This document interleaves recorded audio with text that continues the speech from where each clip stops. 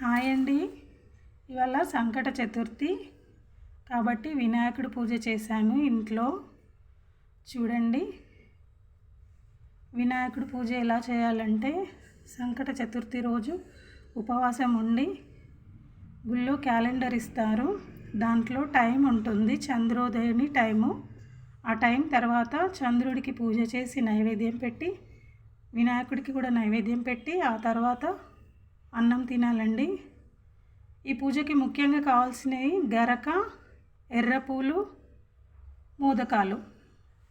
ఇదిగో ఇవి మోదకాలు. 21 మోదకాలు చేశాను.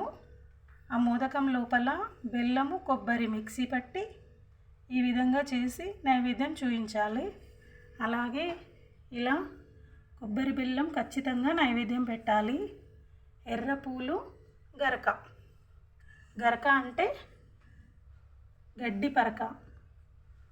ఈ విధంగా పూలు, పండ్లు, పంచామృతము,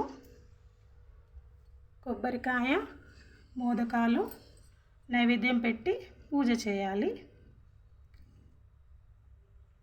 ఇలా చేస్తే మనం కోరుకున్న కోరికలు ఖచ్చితంగా నెరవేరుతాయండి. ఓం గం గణేశాయ నమః.